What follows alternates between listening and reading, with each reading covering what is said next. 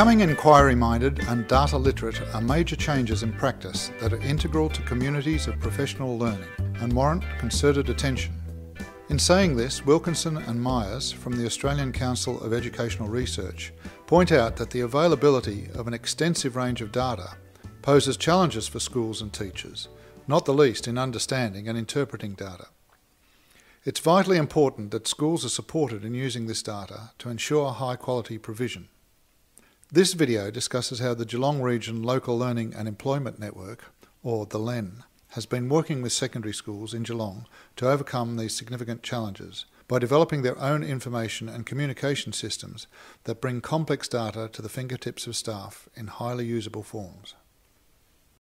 Real-Time Student allows a teacher to easily access past records of each student, along with their NAPLAN results, timetables, and current attendance records.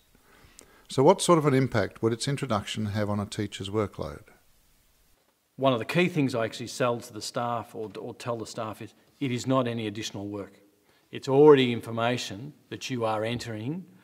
It's already information that is gathered by the school through some other means, so it's all there. So it's not any additional sort of work.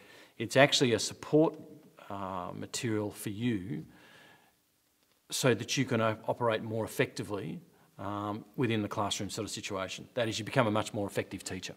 Instead of a teacher needing to go and find out something through the previous system, you had to go through 5 or 6 sort of steps to actually get that information. That's now immediate.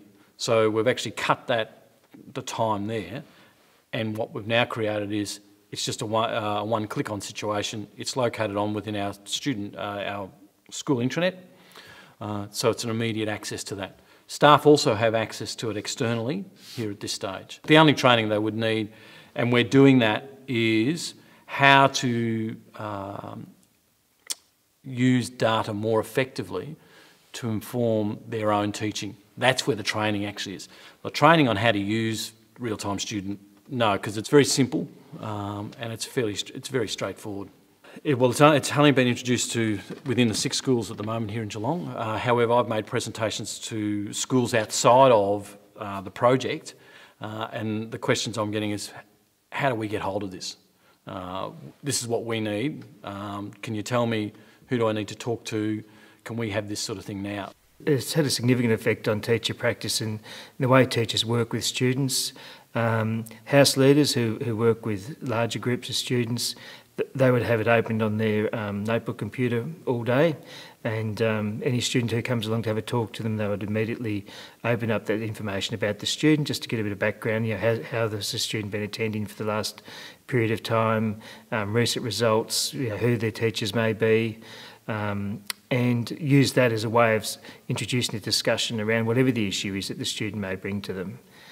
Classroom teachers, because at Year 8, 9 and 10 we have different teachers for each subject each semester, the issue for them is getting to know the students as quickly as possible, and they certainly use Real-Time Student as a way of getting some background information about those students, where their learning is, what their levels are, and what their attendance has been, what subjects they've previously studied.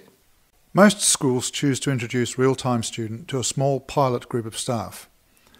They discuss appropriate ways that data can be used, with an emphasis on using the data to improve student learning outcomes, and also to allow the students to reflect on their own learning. Ken Stewart and myself presented it to the whole staff, and then we made, small groups that people felt comfortable with, and we went through the process of using Real-Time Students. We used some students that had already participated in course counselling using Real-Time Student, and they were able to sort of have a laugh and keep it fairly light-hearted about what could be used and how they found it beneficial. So the staff were able to see it from a student's point of view as well as the professional point of view of people that were already using Real-Time Student. We didn't want that collective sigh of another thing we have to do. We wanted people around other staff to say, look, this is really easy. This is a great tool. This is actually going to make things easier for you. And that's how we started. The message was getting through by then. Staff were initially trained as a PD at a staff forum, and then we had individual workshops for people who wanted to get to know it a little bit more. And it has become now a very common tool in parent-teacher interviews and certainly an essential tool for subject selection.